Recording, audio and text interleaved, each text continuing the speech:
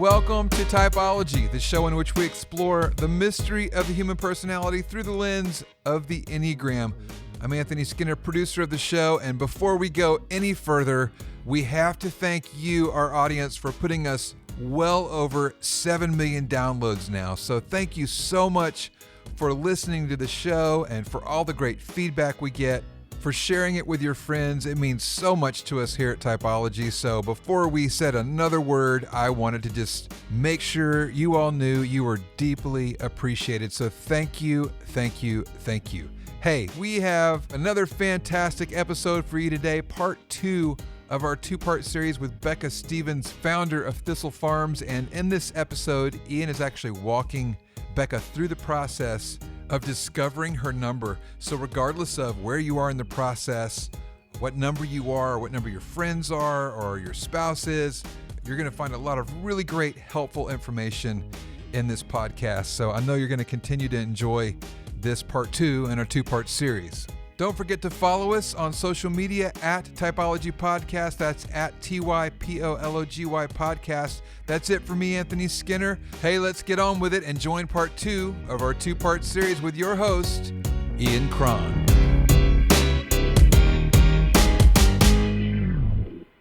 Sixes are called the Loyalists.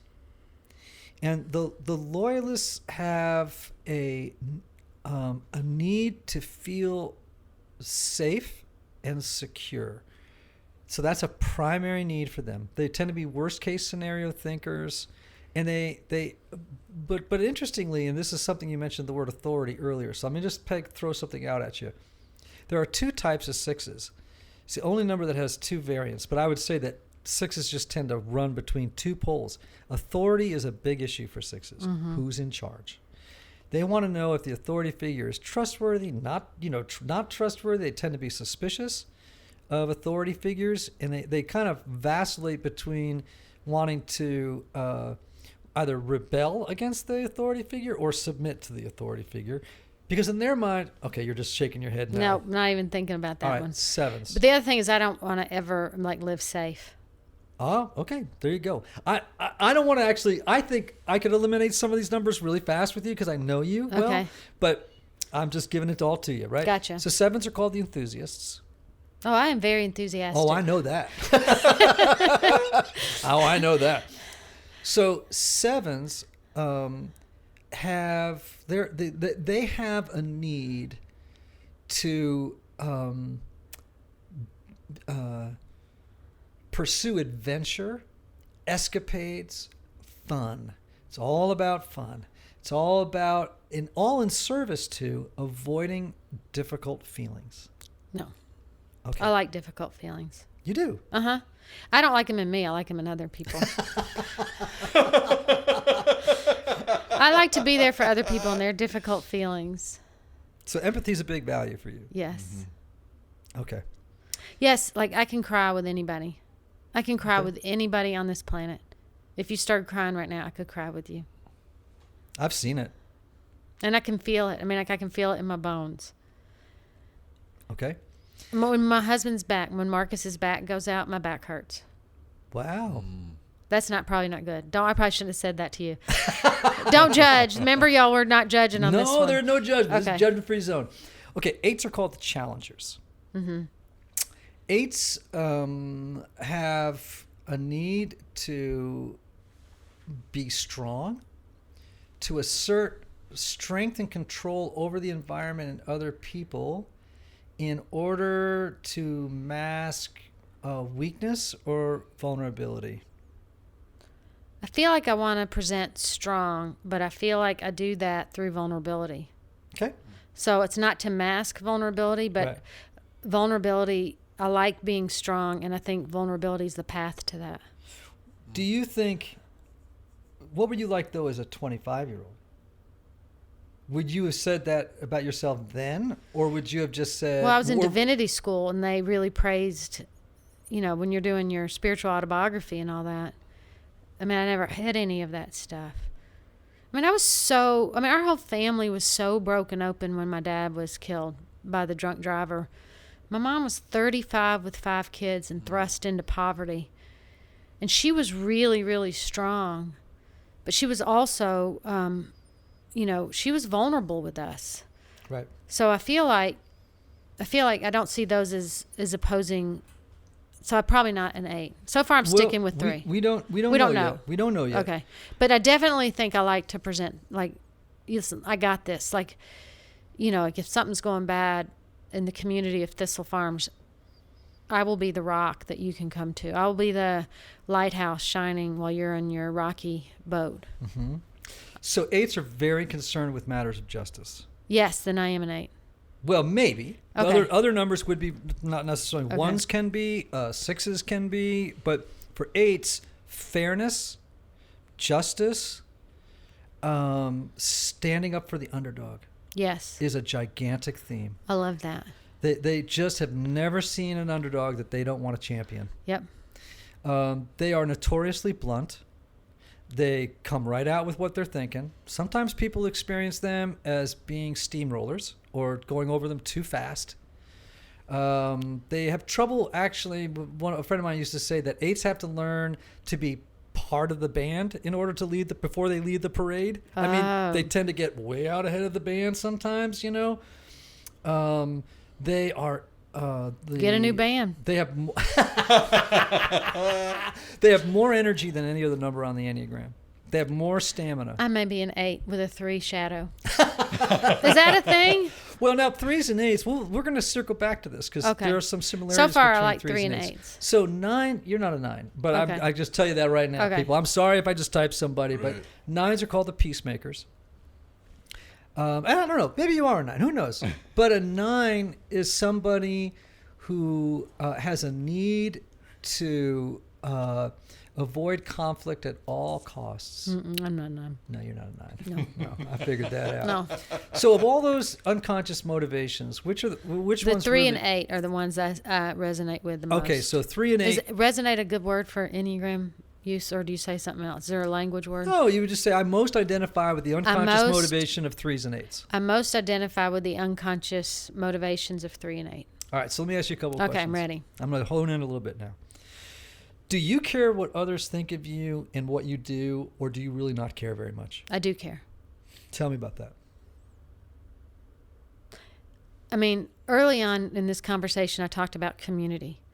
And that is one of my big motivators is to, I mean, if you look at my life, who is a chaplain for 25 years at a small chapel? Unless you just love community and want people to be together. And I know that if you're always getting your way, you're not in community.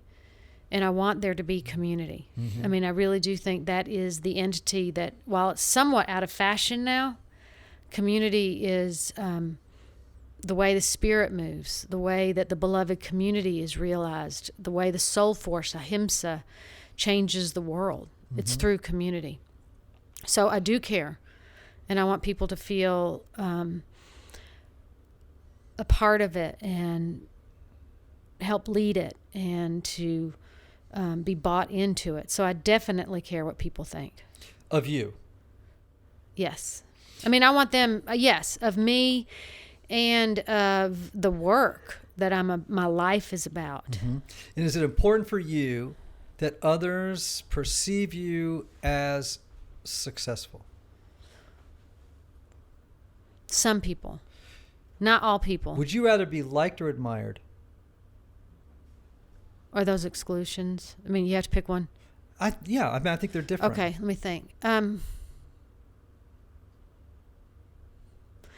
don't know. I think when people admire me, I always think they're admiring the work because really that's the part of me that they know. Right. I mean, for the public part of me, I think people know my work. But for my, I don't need my family to admire me or my close friends, but I want people to admire me because I do think then they respect the work and they respect the things that I'm living for. Right. Do you sometimes find that you over-identify with the role that you occupy in the world? Like you confuse who you are with Becca Stevens, founder of Thistle Farms, the things you've accomplished, all the honorary doctorates, do you over-identify with those things sometimes? You know, I really, really try to know what my circle is when I need to identify and when I don't. Sometimes it is like you're going into a community and you need to raise $75,000 that night for this startup, and that is who I am for that night. I'm not that when I get on the plane and I'm heading home.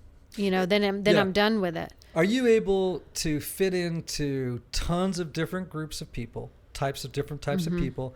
And for this, I don't hear this as being a judgment or a negative, okay? The ability to kind of shapeshift. Like you can walk into a room and figure out, who do I need to become in this room in order to win the admiration and the confidence and everything else of the people in this room? Yes, I can do that. Okay. And it comes. I don't hear that as judgment, by the way. Okay. Because I really think that is, at least in parts of my world, that's a good skill set to have. Because am I going with Marcus to Sony Records? Am I going into the prison to talk to a group of women? Am I, preaching on Sunday morning? Those are all really different things. Right. So when you go into the prison, can you take on the affect and the language and the demeanor of everybody else in the room, and then go to another room full of bankers who you hope are going to give money, and then sort of shapeshift in order to connect with that group of people? Not as well. I'm do much better in prison than I do at the Sony record party. That's the truth. Yeah, right. And Marcus says it's Tourette's almost. Like I'm more prison-y acting at the Sony thing than I am in prison sometimes, because I almost have like an adverse reaction to that sometimes. Okay. I mean, because I feel like I can shape shift a little bit, but sometimes I'm very not able to do that. Right. If it's gonna if he invites me, or somebody invites me, and it's a conservative evangelical group, probably in the first couple sentences I'll cuss. And Marcus says, "Why do you do that?" And I said, "I think in the end they're not going to like me, and I'd like to get it out of the way, like at the beginning. Like I get nervous that that's going to happen." But I mean, at some level, sometimes doing that is another way, right, of winning admiration. It's like, well, it's a little bit of a... Maybe it is. Yeah. Now, so it can, as is the case with every type, your superpower can also be your shadow, right? If you over-rely on your ability to wear different masks in different arenas, if you over-rely on that skill, then you can become kind of a kaleidoscope of masks and you don't actually know who you are, right? And you can sort of fall into what's called the passion of the three, which is deceit, which is not deceiving other people so much as yourself, because you've worn so many different masks that you don't, after a while, kind of know who you are, you know what I mean?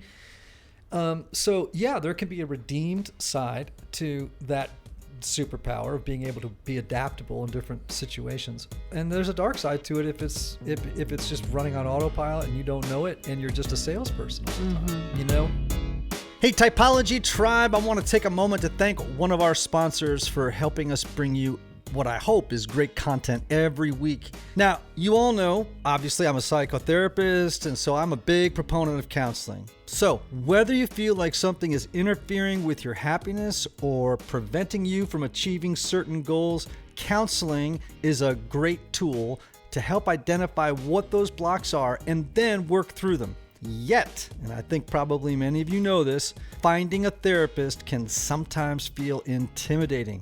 Here comes the good news.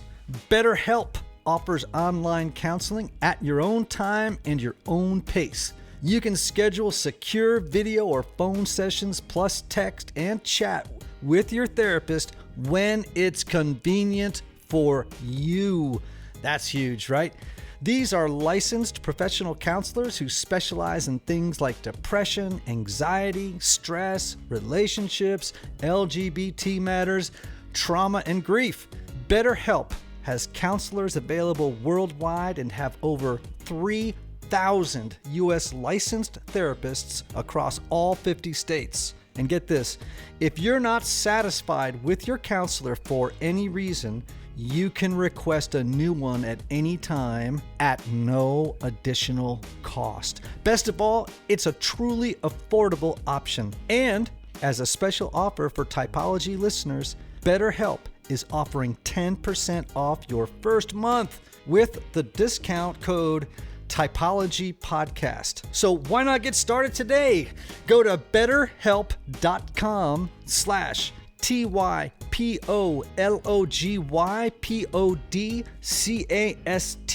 Simply fill out a questionnaire to help them assess your needs and get matched with a counselor you will love. Again, that's BetterHelp.com/Typology Podcast, TYPOLOGYPODCAST. BetterHelp.com/Typology Podcast. Check them out. How afraid of failure are you? No, that was probably be more of the shadow side of me versus I don't know who I am or a mask. Because that I feel like I'm pretty true to myself most of the time on that. But I would definitely say, I mean, I've written a book on it, on the fear of failure. You know, when I started a cafe, it was going to fail. It was the Thistle Farms cafe. And we weren't getting funding and it wasn't going well. And I remember going like, oh, this is going to work. Like, I don't care what I have to do. I can't let this fail. And if it became like a thing for me, this was probably maybe 5 or 6 years ago. And it scared me how I felt about it. And I really had to do some work around it going, you know what, now it's not about the cafe and getting these women jobs. Now it's about you're in this deep and you don't know how to get out. Right. Like gracefully. Right. And is part of that, and this is, you know, a tender question, but is part of that, some piece of it, I don't want to fail because I don't want to look like a person who's a loser. Right. For sure. That's right? part It's of not it. just I don't want to let these people down. No, I'm saying for sure that's part of it. That's the shadow. That speaks to my shadow side more than probably, again, the mask thing feels like I'm pretty self-aware on that, but I have an not absolute, but I have a pretty deep sense of my own fears about failure. Okay. And I have also, I mean, if you want to look on the shadow side of it, and I don't know, maybe a lot of people have this, and maybe a lot of your listeners have it too,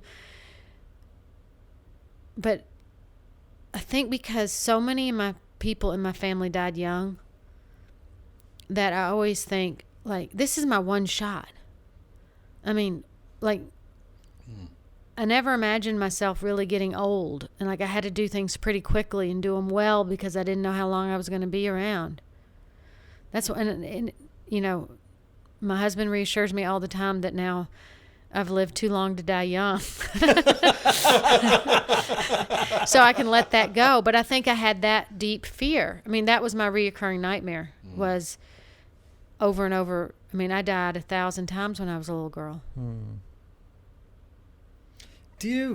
Are you really in touch with your feelings? Mm-hmm. Are you really good at being able to name your feelings? No, explain to me again what a feeling is. Yeah. No, like what?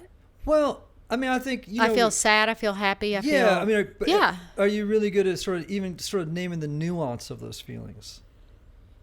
You know what I mean? Like sad, you know, it's, well, I feel kind of wistful, or I feel, you know what I mean? There are variants of sad. There are variants of glad. Are you pretty fluent in the language of feelings? I think in the right safe spaces, I'm very good at it. And then in other times, I think, you know, I think of myself almost like a farmer. I really do. I mean, I named it Thistle Farms for a reason. It's people who go out and water and weed, no matter what you're feeling. And sometimes I think for me, like, I don't have to feel inspired to do it. That would make me crazy. I think that's how people burn out, because it's like I'm not feeling it. So if I'm not feeling it, then I somehow can't do it. But I mean, I've preached through not feeling it.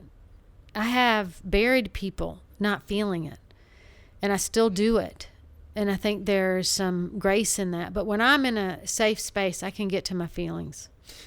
Are you a super goal-oriented person who is known for being very productive? Yes. You have to-do lists. It's important. I don't have a to-do list. I do it all before sunrise.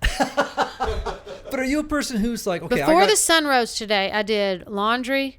I cleaned off my countertop, emptied out my inbox, walked and fed the dog, and brought my husband coffee before the sun rose. Nice. Yeah, I'm saying like it's not a to-do list. But is accomplishing things very important to you? I just do it. Okay. Do people tell you sometimes you need to slow down and relax and chill out because you just work too hard? Yes, all the time. I like that. No, I'm teasing. Okay. No, I don't like people thinking I'm busy. I'm not that busy, but I'm definitely like I wouldn't bother with to-do lists. Have people ever told you, Becca, you're on such a scramble and doing so much and never stopping working and you don't realize when you're running people over?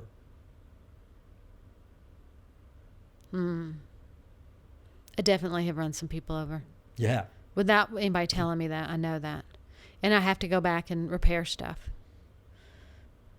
Do people maybe sometimes say that you're not as in touch with their feelings? With their feelings? Yeah. I'm not in touch with their feelings? Yeah. Like, usually when we run people over, we're not really thinking about other people's feelings. Yes, that's what I'm saying. I was just clarifying if it was their feelings you're asking about now. Uh-huh. Okay. And are you able to, like, sometimes in service to getting something done, doing something, accomplishing something, are you able to sort of remove your own feelings from the equation and set them aside because they're going to slow you down? If you continue to, it's like, man, I don't have no time for feelings. They got to go over here because I got a lot to do right now. Well, what I don't want, I just had this is perfect example. Somebody was talking, we're opening up a business in another part of the world, and somebody was starting to list all the problems. And in my head, when I'm like, I don't want to hear any of it.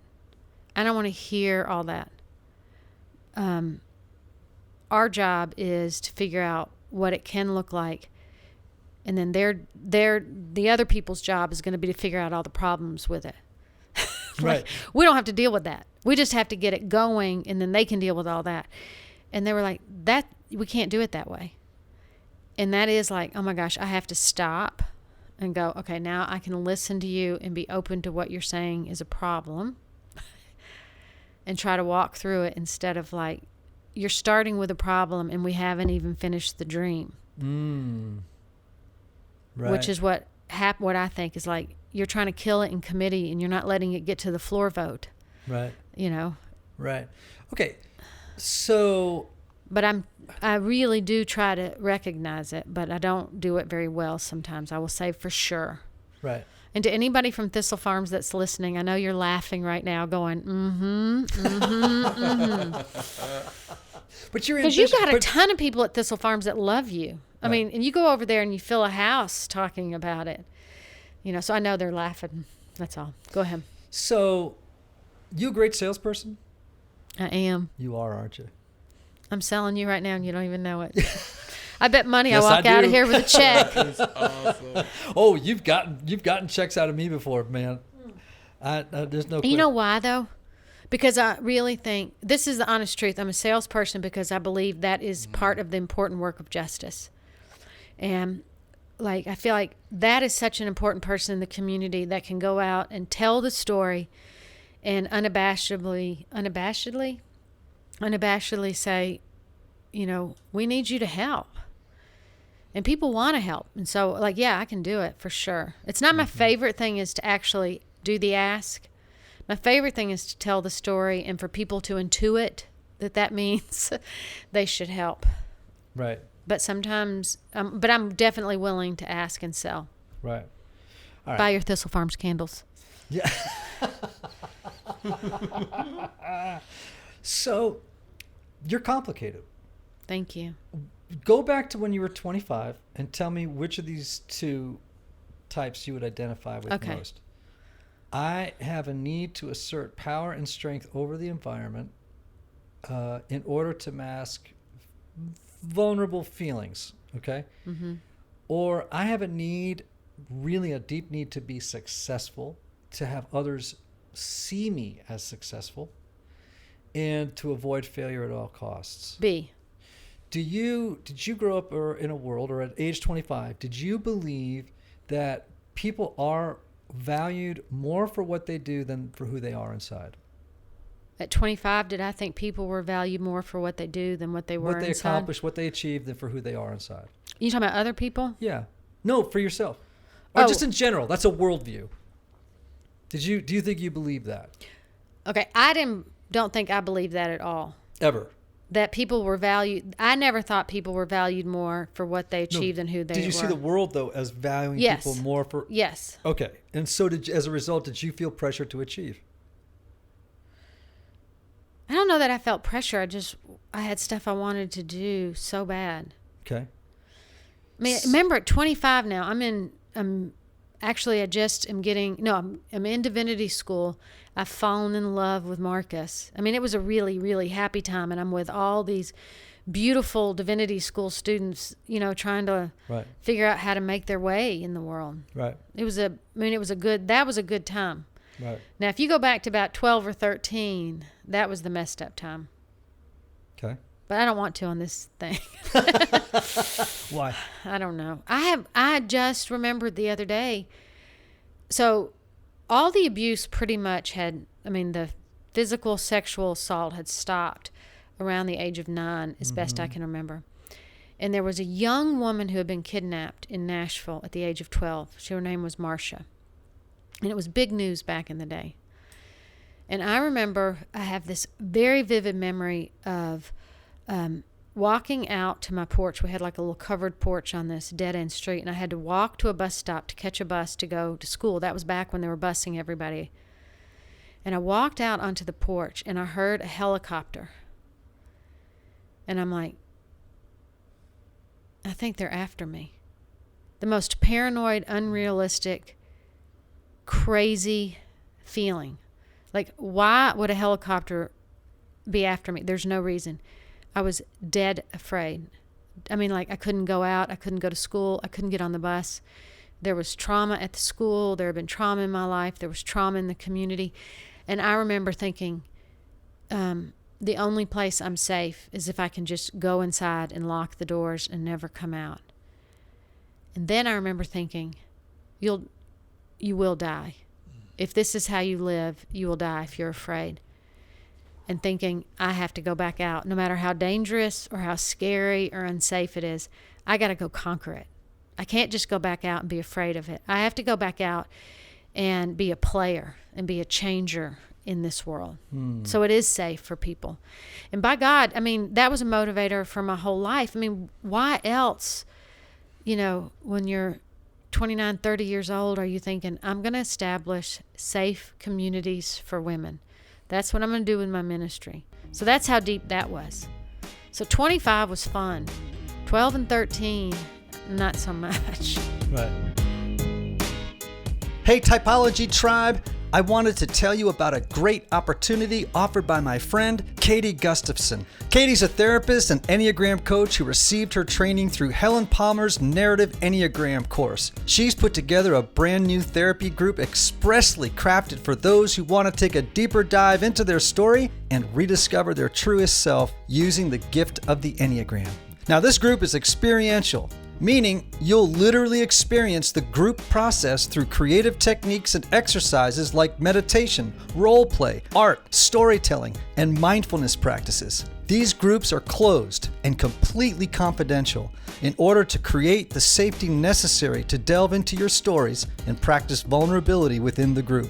Now check this out. Space is limited to 10 people per group and will meet on the second Monday of each month starting in November and ending in May. And I've got great news for our listeners who aren't local to Nashville. In addition to the monthly in-person group, Katie's also offering an online option so you can participate remotely. For more information, visit her website at katiegustafson.co/monthly-enneagram. That's KATIEGUSTAFSON.co/monthly-enneagram. And now, back to our guest. So, growing up, and did you see a world that was a hostile place in which the world operated by a might makes right place, where it was important to be strong and, exude strength to the world, as if to say, "Don't screw with me." Do you know what I'm saying? And to put forth this energy of strength in order to fend off what you perceived was a world that like would want to control you. Like it was really important for you to be more in control of, of things than the world to be in control of you. So my mom was the director of a community center. She worked with poor children all over Nashville for 25 years. I mean, I grew up in a community center. And she was my hero. Mm-hmm. She was amazing. And she, her power was in her compassion. She had oceans of compassion within her. And she was strong and she was compassionate at the same time. So I think it wasn't about like might, like I have to win. It was might, like I have to help protect other people. Okay. Because the world is unsafe. I want to make sure there's safe places. Okay. And I felt that from little kid on. Right. Like, so they set fire, I remember, to the community center. And it was like, we were there the next day cleaning it out and getting ready to rebuild. Like, you got to be strong. You can't just sit at home and let the ashes smolder. Right. So let me just throw some phrases out at you. Okay. You tell me if they resonate. I have a deep need for friendship, but it tends to be, when it comes to close friends, I have a small yes. cadre of people, yes. But I'm very loyal. I'm a lifelong friend. I have a few lifelong friends, but I would say like my small group of folks have really been like kind of post-marriage versus pre-marriage. Like that seemed like my life changed a lot over those years with 3 kids. And right. But after that, after all the kids and all that, those folks have stayed around. You'll give a friend a shirt off your back. Would you do that? Yes. I'm wearing a shirt off my friend's back right now. No, I'm saying you would give your own shirt to somebody else off your back. I would definitely do it. I do it all the time. I give away my jewelry, my shoes, my shirt, anything. Right. Without thinking about it. It doesn't even have to be a friend. How important is it for you? I mean, I know fairness and justice are huge themes in your life. Would people describe you as a protector? Yes. A defender? Yes. Okay. Are those very important ideas to you? Ideas? Yeah. Are those important themes in your life? Being a protector and a defender? Yeah. I feel like they're not ideas. I feel like they're a way of life to be a protector. So another one would be, here's another descriptor. You're an outstanding leader. You hold communities together, and you're really good at strengthening the weaker members of a community. Sometimes. I want to be. Okay. I don't always do that. Yeah, but I see that you are that. Okay. So I'm going to go against it. Okay. That may be a little bit of you not being able to say what I see. Okay. But I see that as being a theme for you. I love people. Yes, you do. I know I do. I love people. Like, that makes me weepy to think about, like, people who don't find a place in a community, how bad that would be for them. I can actually see that in your eyes right now, that really moves you. So, yes, I am that. Okay. So let's talk about happy things about this number. Don't get all 7 on me. Now, so you're good at showing feelings within a close group. Pretty much in a close group, more than just widely, and to be vulnerable, people for you to be really vulnerable with someone, they kind of have to earn it a little bit. Yes. Okay.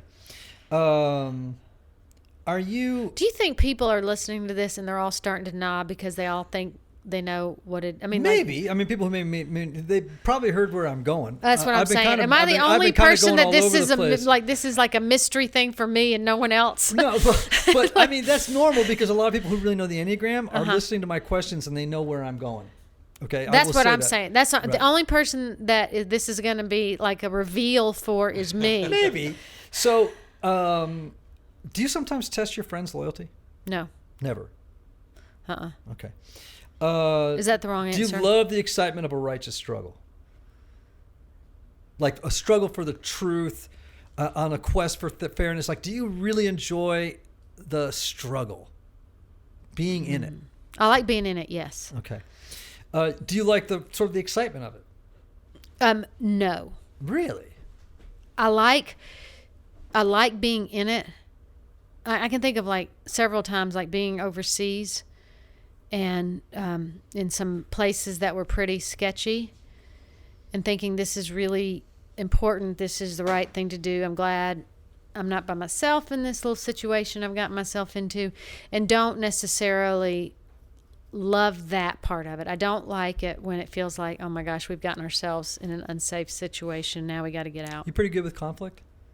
Conflict? I'm okay. Yeah. Have you ever been accused of being too much or too loud?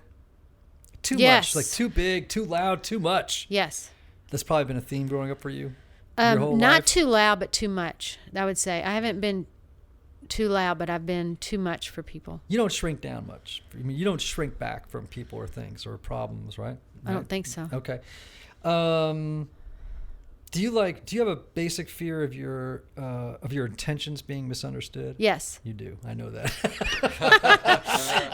Now he's asking leading questions. Is that what he does to people? They come in here and they get this? Can you feel easily betrayed? No. Betrayed? Yeah. Like, how do you do with Maybe yes. abandoned? Like Abandonment is my biggest thing. Oh, tell me about that. Talk more about that. Talk more about that. I'm going to lay down on this now. I'm making Please, a couch. Well, that's the whole thing. When one of your parents is traumatically taken from you at a very early age and it's your first memory, abandonment's going to be your thing. And I chose Marcus. Like, one of my favorite qualities about my husband is how loyal he is. I always said, like, he would not abandon, a three-legged dog out in a desert. He would carry it. I see him with your dog every Sunday, man. He's got Instagram pictures of him and the dog. I mean, he's like the most loyal person, and I think I trust him, and trust of especially relationships and men in my 20s was, again, not one of my strengths. So abandonment is it was the operating fear. For sure. Did you experience it as when someone abandons you, or what you perceive as abandonment, though? Do you sort of experience it as betrayal of a kind? Does it make you mad?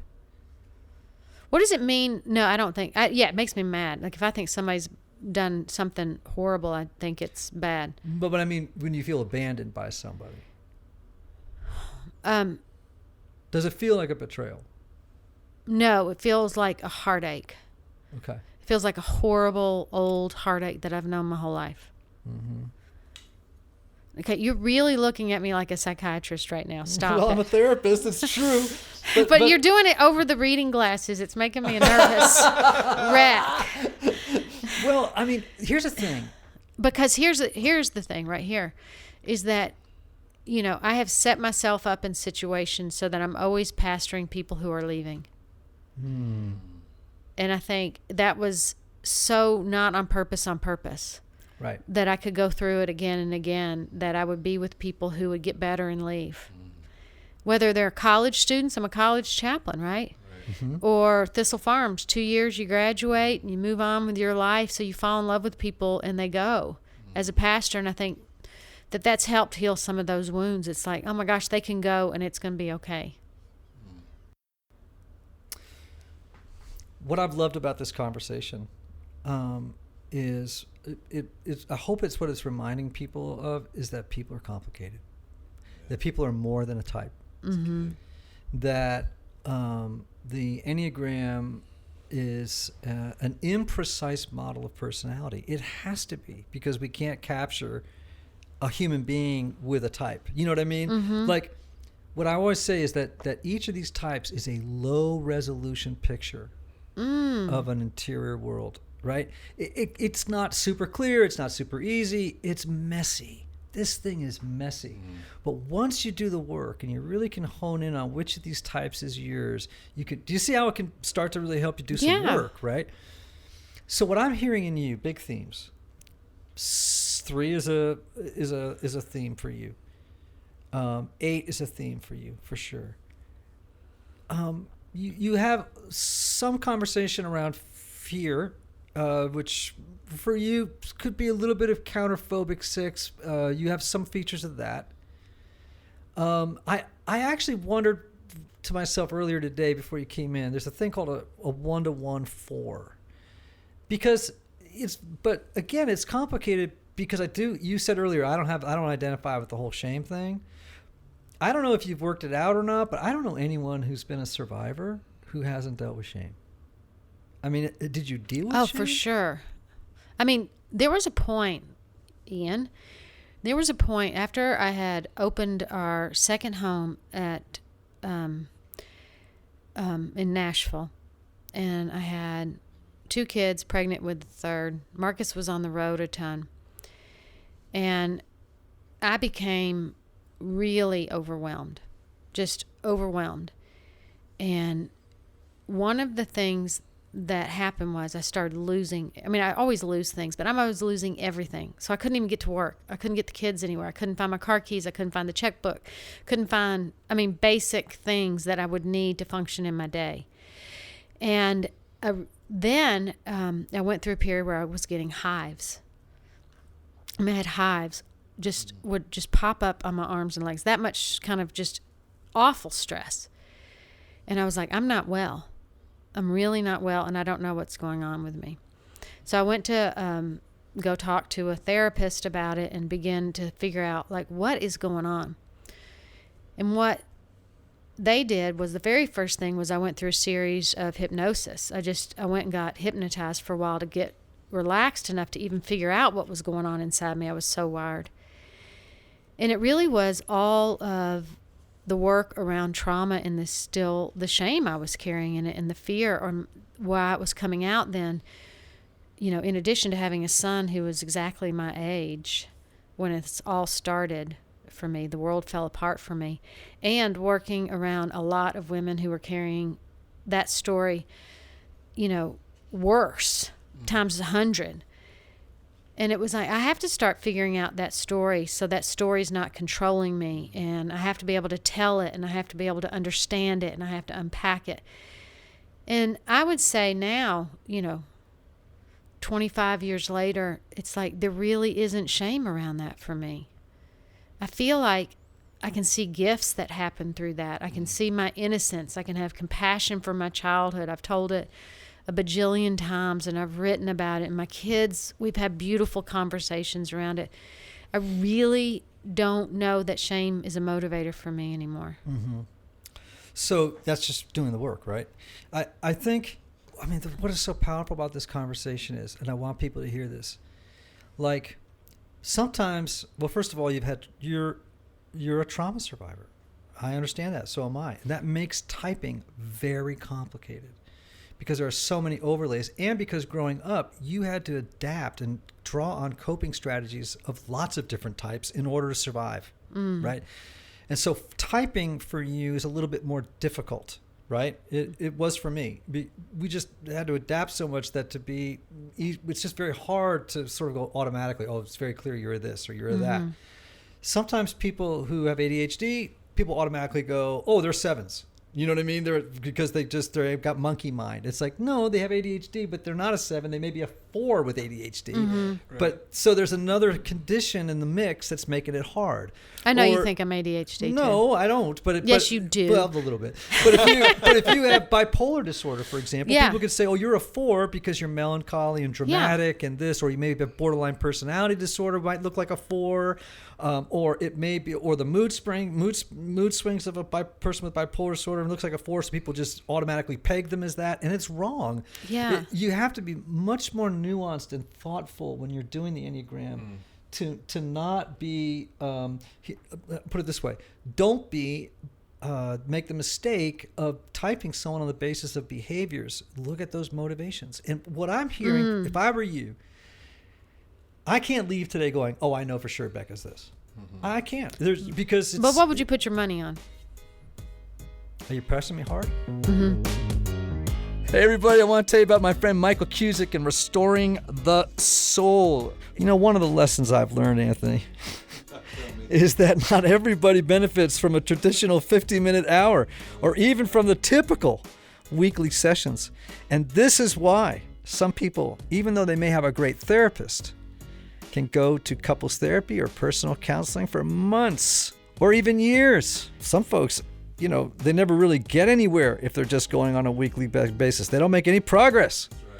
So this is why I'm such a fan and a believer in the intense counseling process at Restoring the Soul in Colorado. Restoring the Soul was created by my longtime friend Michael Cusick, who helps couples and individuals experience deep change in half-day blocks over 1 or 2 weeks. Michael and his team know that sometimes you can't wait months or years, Anthony, to get to the bottom of an issue or experience breakthrough. So I want you to get a hold of Michael and his team if you really feel like you're in a rut and you can't wait months or years. You can call Restoring the Soul for a free consultation. That's 303-932-9777 and learn how their intensive counseling process can jumpstart your journey or launch you to a whole new place in life. Make sure to visit www.restoringthesoul.com/typology to download their PDF called, Anthony. Hey, 5 ways unaddressed trauma may be derailing your relationships.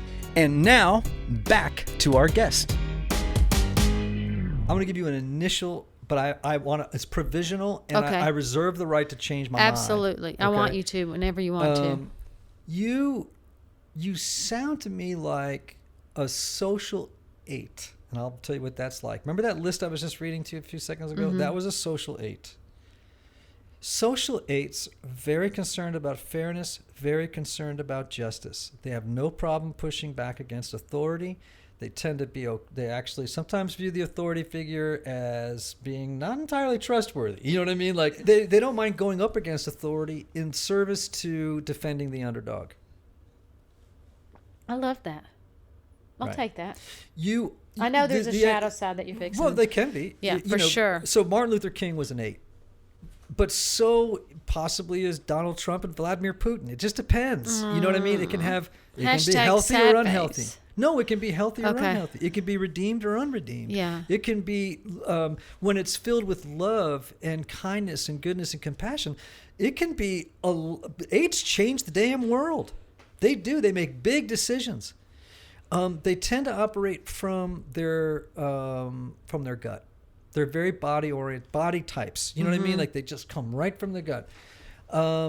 Which is, now earlier you said, well, I'm more of a thinker type. Well, you made me pick. I said it all comes up at the same time. Well, it doesn't mean you're not a thinker, but I would say that 8s are gut-oriented people. Yeah. You know, but I have seen you operate a lot from the gut. Yeah. I do think you it know. all comes, but I don't know when it's my gut and when it's my heart and when it's my head. Sometimes I just know I know it's the right thing to do. Yeah, that sounds intuitive. You know what I mean? Like it's just like I just know it's right. I mean, it's Right. like it's not like I've really thought it through. I think it's right. I've written it down. I've done a lot of processing. You know what I mean? Yeah. It's not like, oh, I'm just doing it out of my feelings. I've seen you a lot of times be like, oh yeah, we definitely need to do that, and you make a big decision, and you know what I mean? Like faster than a lot of people might make it. 8s are big decision makers. They'll make big decisions. Yeah. Very, very quickly. I make decisions very quickly. Okay. I would call social 8s not the challengers, which is what 8s are typically called. I would call them the defenders or the protectors. They tend to have a very a much warmer side than a regular sort of, than what's called a self-preservation 8 or a 1-to-1 8.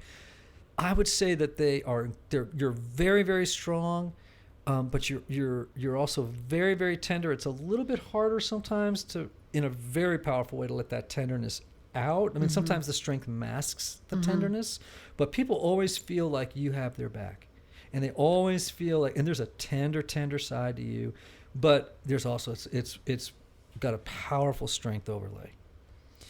Now, there's a lot of beauty in the 8, and there's a lot of danger in the 8.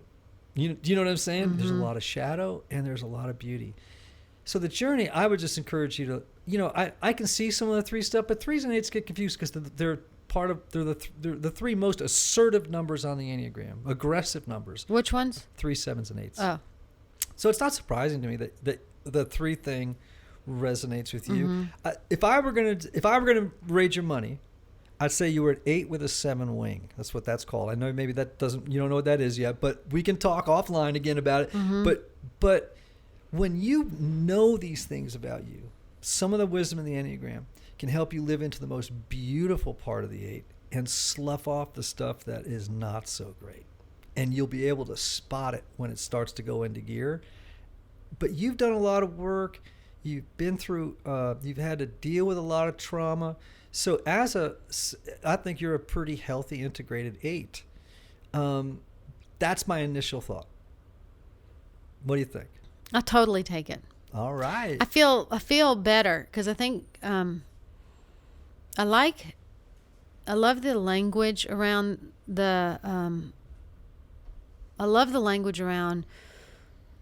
living in a space where you can appreciate the strengths and recognize the shadows. I love that language. Yeah, and man, I mean, to be a whole human being, you gotta own both. Yeah. You know, you gotta own both. And if you don't own the shadow, it owns you.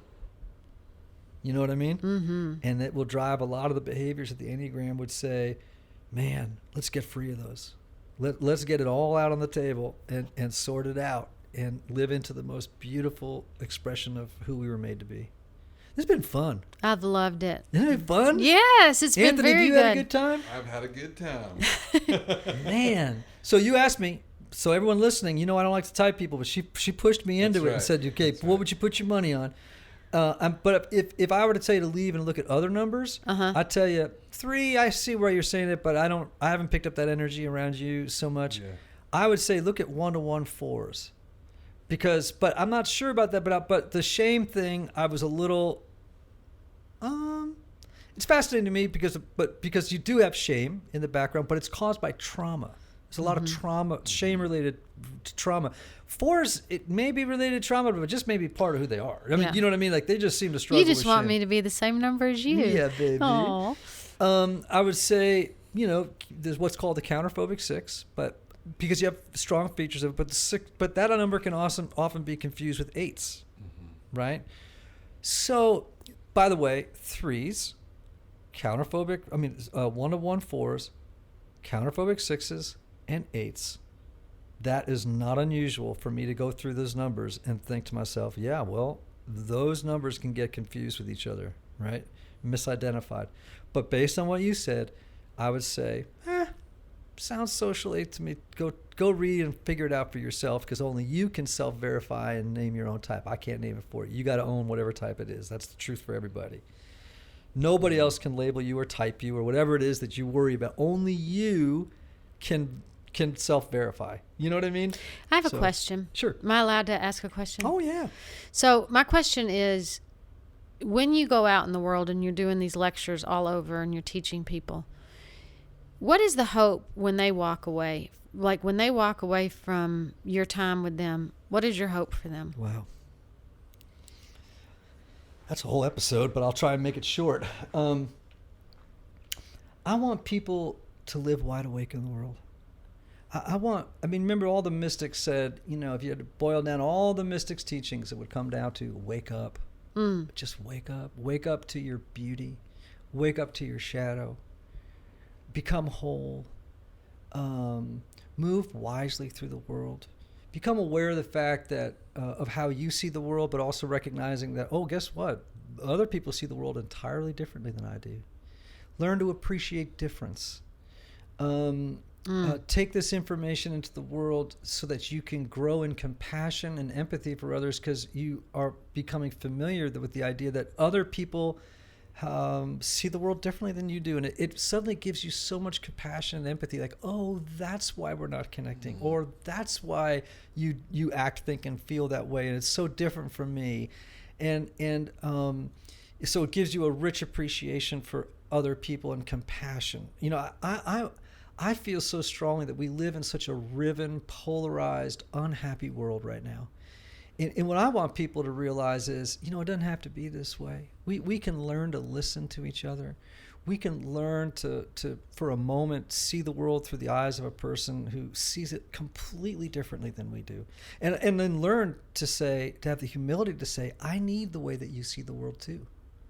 I can't be just locked in the little narrow myopic worldview that I have. I need to have all these other types of people in my life who can bring the richness of the fullness of life and of who God is, right? Because I do believe that each of these types represents a dimension of God's person. One's These perfectionists, when they're doing real well, man, they represent the goodness of God. They care about being good. They care about improving the world. 2's the love of God, these helpers. 3's really the glory of God. 4's the pathos, and the beauty of God. 5's the wisdom of God. 6's the unfailing loyalty of God. 7's the joy of God. 8's the power and justice of God. And 9's the peace of God. And I want everybody to live into I want people to have all 9 of those things happening in their lives, but I want them to richly live into the one that they really I want them to live into the fullness of that, which is really theirs to do. And I want you, if you're an 8, and I kind of think you are, I want you to enjoy the fact that you were made to reflect the power and the justice of God. And I want you to live that without the impediments that can come with having that personality style. Because if you over rely on the superpowers of the 8, suddenly that which is a blessing can become a blight. Does that make sense? It does. And I've learned so much, and I hope that any of the folks that are listening haven't done this and take that time to sit down and listen. That the opening up of a heart in that conversation is a gift. Well, this has been a gift. You're a gift in my life. And man, I'm so grateful you're here today. Love. Special episode. Thank you for being here with us. Oh my gosh, you're welcome. Hey, Typology Tribe, remember the words of the great Oscar Wilde. Be yourself. Everybody else is already taken.